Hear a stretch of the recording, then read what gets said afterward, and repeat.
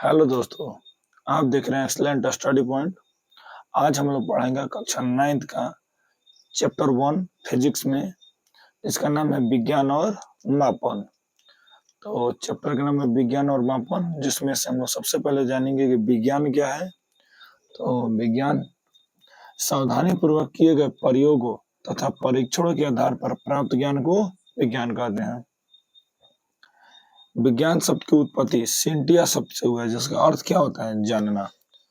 तो विज्ञान क्या होता है? जैसे में दो चीज या तीन चीज को ले लिया, आपस में उसको मिलाए, आपस में उसको रगड़े उगड़े कुछ भी किए, जिसमें कुछ नया ज्ञान की प्राप्ति होता है, उसे क्या कहेंगे? विज्ञान कहेंगे। ठीक है।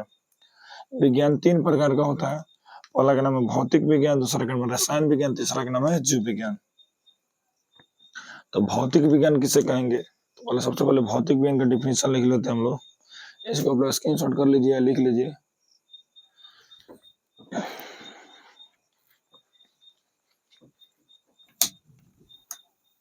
ये हमारा पार्ट 1 रहेगा, इसके आगे और पार्ट आएंगे। ये चैप्टर हो सकता है 2 या 3 पार्ट में खत्म हो। तो सबसे हम लोग पहले पढ़ेंगे कि भौतिक विज्ञान किसे कहेंगे।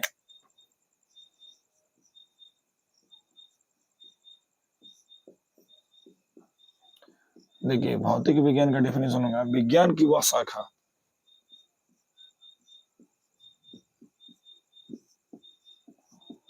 विज्ञान की वह शाखा जिसके अंतर्गत हम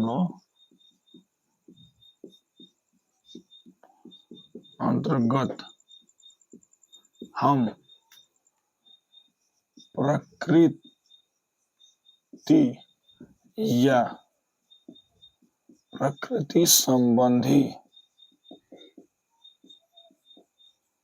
घटनाओं का अध्ययन करते हैं।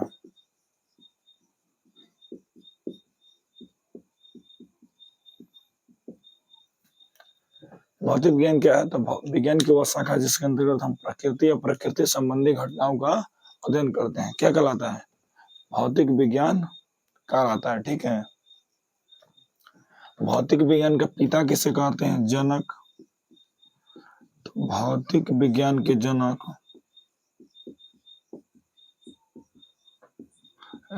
कह लीजिए, पिता कह लीजिए, तो माना जाता है सर आइजक न्यूटन को। सर आइजक न्यूटन को माना जाता है। विज्ञान के पिता किसको माना जाता है? सर आइजक न्यूटन को माना जाता है।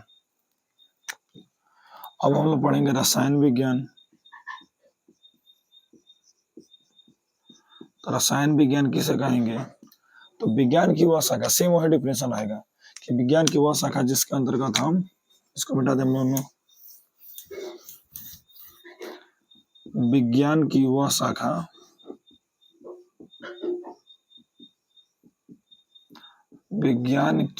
शाखा जिसके अंतर्गत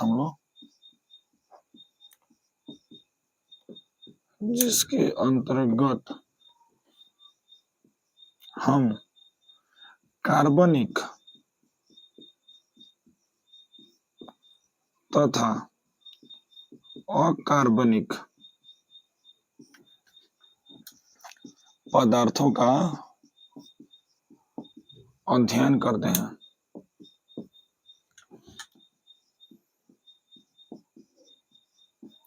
रसायन विज्ञान कहलाता है। इसके पिता किसे कहते हैं? तो रसायन विज्ञान के पिता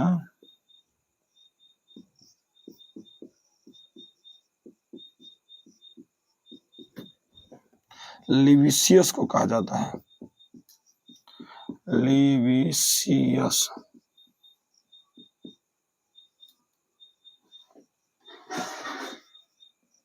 किसे कहा जाता है? रसायन विज्ञान के पिता लिविसियस को कहा जाता है। तो इसे भी आप लोग लिख लीजिए, नोट करते चलेगा अपने कॉपी में। ठीक है, जिससे आपका साथ साथ ही नोट्स तैयार होते रहेगा। और वीडियो को लाइक कर दीजिएगा और चैनल को सब्सक्राइब कर दीजिएगा। ठीक है। तो अगला तीसरा हमारा हो रहा है जीव विज्ञान। इसको जीव विज्ञान देखिए, सेम यही डिफिनेशन होगा। देखिए दोनों में क्या अंतर है? विज्ञान की वह शाखा जिसके अंतर्गत हम, बस थोड़ा सा चेंज करना है इसमें। तो क्या करें? विज्ञान की वह शाखा जिसके अंतर्गत हम, बस ये लिखना है कि जीवित या सजीवों का अध्ययन करते हैं, जिसके अंतर्गत हम सजीवों का अध्ययन करते हैं उसे क्या कहेंगे? जीव विज्ञान कहेंगे। जीव विज्ञान के पिता कौन थे? अरस्तु को बोला जाता है। क्या बोला जाता है? अरस्तु को। आप लोग लिख लीजिएगा जीव विज्ञान का डिफिनीशन, और जल्दी जल्दी नहीं लिख पा रहे तो पॉज कर दीजिए वीडियो को और उसके बाद लिख लीजिए। तो जीव विज्ञान के पिता किसे कहेंगे? अरस्तु को कहते हैं। तो आप इसको लिख लिए होंगे, ठीक है। इसको हम लोग रफ कर देते हैं, उसके बाद हम लोग पढ़ेंगे कि राशि किसे कहते हैं। ये पहला चैप्टर है हमारा फिजिक्स का। चैप्टर का नाम लिख लीजिएगा आप लोग, ये तो बेसिक जानकारी होगा। चैप्टर का नाम है विज्ञान और मापन। तो विज्ञान के बारे में हम लोग जान लिए, अब मापन क्या है उसके पहले हमको जानना पड़ेगा राशि, ठीक है।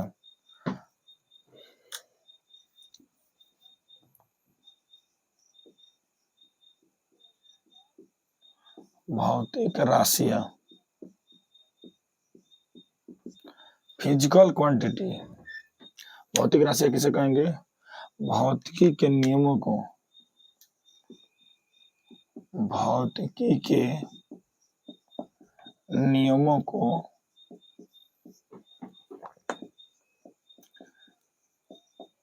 जिनके पदों में, भौतिकी के नियमों को जिनके पदों में व्यक्त किया जाता है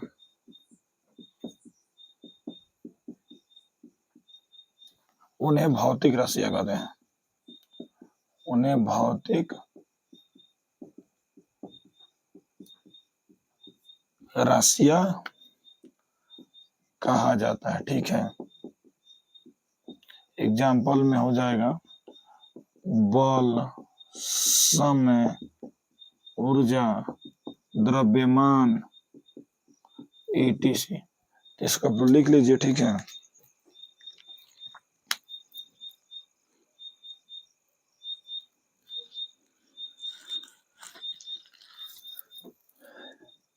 भौतिक राशियां दो प्रकार की होती हैं।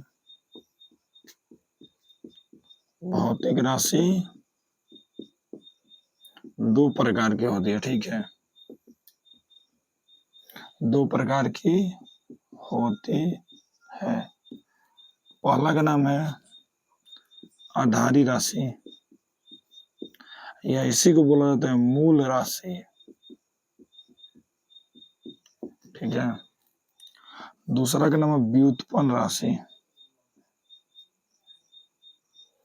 दूसरा का नाम है व्युत्पन्न राशि।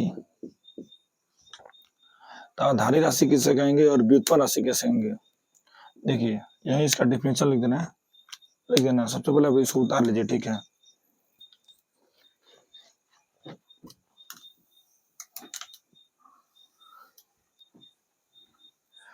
वीडियो को पॉज करके उसके बाद इसको लिख लीजिए। पहला हेडिंग लेंगे आधारी राशि।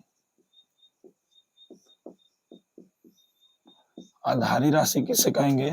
वे राशियां जो स्वतंत्र होती हैं, वे राशियां जो स्वतंत्र होती हैं। एक ये डिफिनेशन हो गया, या करके दूसरा भी डिफिनेशन लिख सकते हैं, वे राशियां जो किसी और पर निर्भर नहीं करती हैं। वे राशियां जो किसी अन्य राशि पर निर्भर नहीं करती हैं। आधारी राशियां कहलाती है, ठीक है। इनकी संख्या कुल 7 होती है। आधारी राशियों की संख्या कितनी होती है? 7। आधारी राशियों की संख्या 7 होती है। ट्रिक है याद करने का इसका, देखिए कैसे याद करते हैं इसको। ल म ट इ त ज प। देखिए ल से लेंथ, LENGHT, लेंथ का मतलब होता है लंबाई। एक याद हो गया आपको, ल से लंबाई, म से मास होता है, मास का हिंदी होता है द्रव्यमान। ट से होता है टाइम, टाइम का हिंदी होता है समय। ई से इलेक्ट्रिक, इलेक्ट्रिक का मतलब होता है विद्युत धारा। ट से होता है टेम्परेचर, मतलब ताप। ज से होता है ज्योति तीव्रता।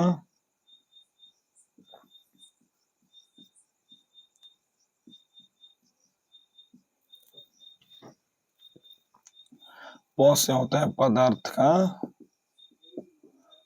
परिमाण। तो इसको याद कर लीजिएगा आप लोग, ठीक है। लमा टाइटा, जब और कई ट्रिक होते हैं याद करने का। तो लमा टाइटा, ल से लंबाई, म से द्रव्यमान, म से मास, टी से टाइम, ई से इलेक्ट्रिक, ट से टेम्परेचर, ज से ज्योति तीव्रता, प से पदार्थ का परिमाण। आधारी राशियों की संख्या 7 होती है। कौन कौन होता है आप लोग देख लिए, इसको आप लोग लिख लीजिए, ठीक है। तो आधारी राशियां हो गई। अब हम लोग पढ़ेंगे व्युत्पन्न राशियां किसे कहते हैं, ठीक है।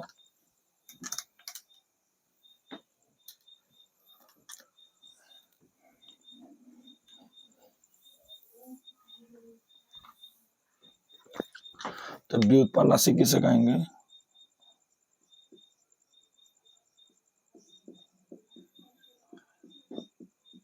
मूल राशि किसे कह रहे थे, जो स्वतंत्र होती है। इसका हो जाएगा जो स्वतंत्र नहीं होती है। वे राशियां जो स्वतंत्र नहीं होती हैं, या एक और डिफिनेशन उसमें भी लिखा था, जो किसी और पर निर्भर नहीं करता है। तो इसमें लिखेंगे जो जो वे राशियां जो मूल राशियों पर निर्भर करता है, जो मूल राशियों पर निर्भर करता है, जैसे में बल। अब कैसे समझेंगे कि व्युत्पन्न राशि है, क्योंकि बल का फॉर्मूला आपको मालूम होगा, बल बराबर होता है द्रव्यमान गुणे त्वरण। तो आप देख रहे हैं द्रव्यमान पर ये निर्भर कर रहा है कि नहीं कर रहा है। और द्रव्यमान है क्या, मूल राशि। वैसे ही त्वरण, त्वरण का आपको फॉर्मूला मालूम होगा, क्या होता है, वेग बटा समय। ये भी समय पर डिपेंड कर रहा है, निर्भर कर रहा है। वैसे वेग का फॉर्मूला क्या होता है, विस्थापन बटा समय। तो वेग भी किस पर डिपेंड कर रहा है, समय पे। तो बल, त्वरण, वेग तीनों क्या है, व्युत्पन्न राशि है, ठीक है। आप लोग इसको नोट कर लीजिए। एग्जाम्पल में बल हो जाएगा, त्वरण हो जाएगा, वेग हो जाएगा, संवेग हो जाएगा, आवेग हो जाएगा, ETC। तो व्युत्पन्न राशि आप लोग लिख लिए होंगे, ठीक है।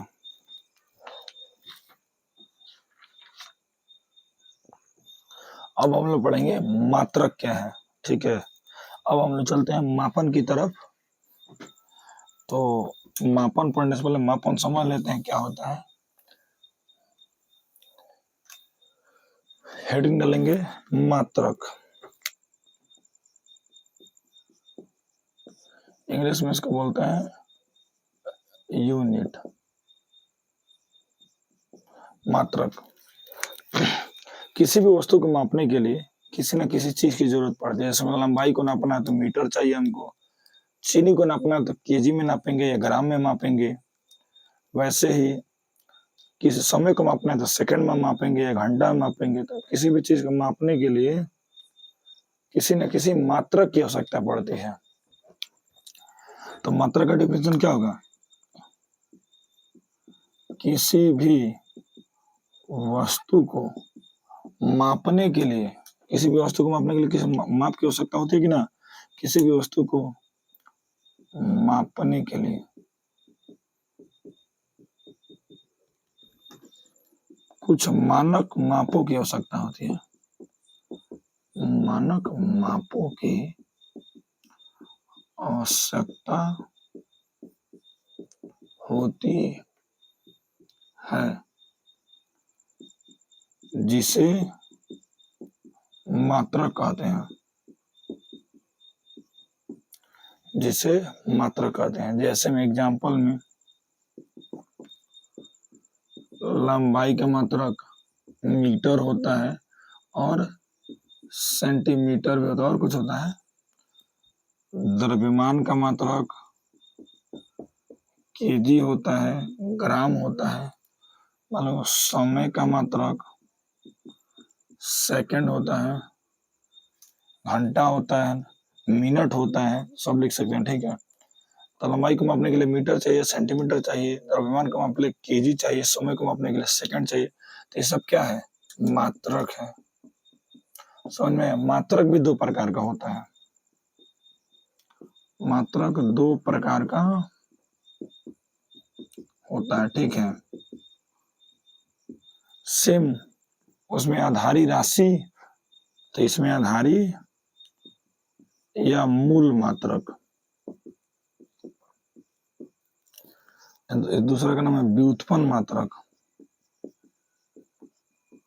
कोई पूछे आधारी मात्रक कैसे कहेंगे, तो जो आधारी राशि को मापेगा उसे आधारी मात्रक का, जो व्युत्पन्न मात्रक को मापेगा वो व्युत्पन्न मात्रक कहलाएगा। सबसे पहले इसको लिख लीजिए। ठीक है, पॉज करके वीडियो को लिखिए।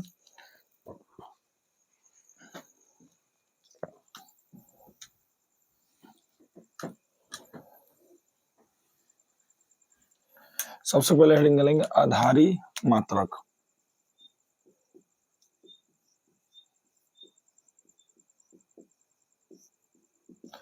वे मात्रक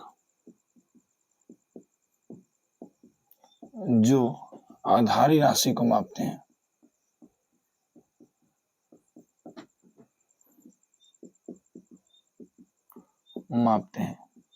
आधारी मात्रक कहलाते हैं।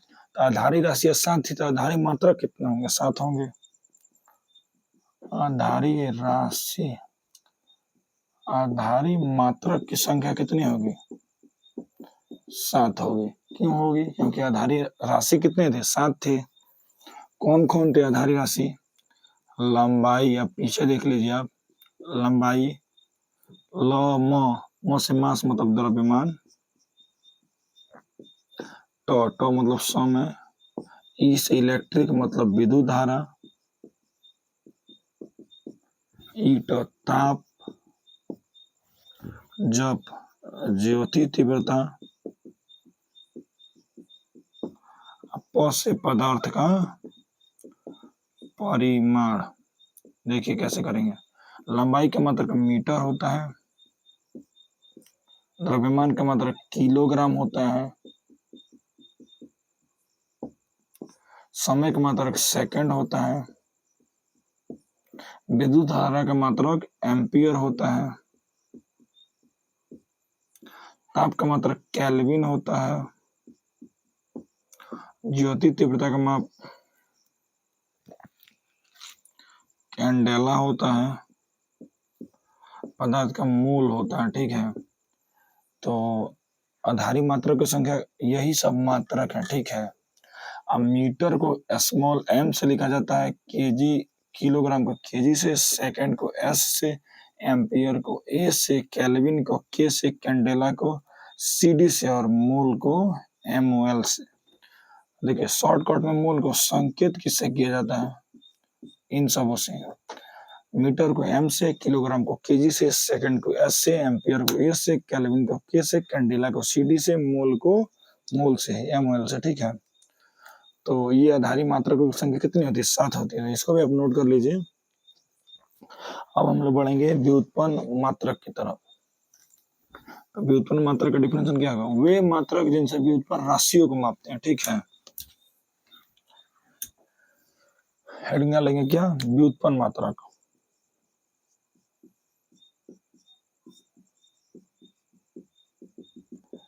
वे मात्रक जिनसे व्युत्पन्न राशियों को मापा जाता है। ये भी हो सकता है वे राशियां जो मूल मात्रक पर डिपेंड करते हैं, निर्भर करते हैं। इसका डिफिनेशन ये भी हो सकता था कि वे राशियां जो वे मात्रक जो स्वतंत्र पाए जाते हैं उसे आधारी मात्रक कहते हैं। जैसे उसमें था कि वे राशियां जो स्वतंत्र मानी जाती है, इसमें भी हो जाएगा वे मात्रक जो स्वतंत्र होते हैं। इसमें भी हो जाएगा कि वे राशियां जो सेम वही बस मात्रक या राशि करते हैं। ठीक है, एग्जाम्पल में बल को न्यूटन में मापा जाता है, बल का मात्रक न्यूटन, भार का मात्रक भी न्यूटन, संवेग का मात्रक केजी मीटर प्रति सेकंड, वेग का मात्रक मीटर प्रति सेकंड, त्वरण का मात्रक मीटर प्रति सेकंड स्क्वायर। तो ये सब क्या है? व्युत्पन्न मात्रक है। ठीक है, इसको नोट कर लीजिए और वीडियो को लाइक कर दीजिए और चैनल को सब्सक्राइब कर दीजिए। इसके आगे हम लोग पढ़ेंगे नेक्स्ट वीडियो में। चलिए मिलते हैं अगले वीडियो में। धन्यवाद।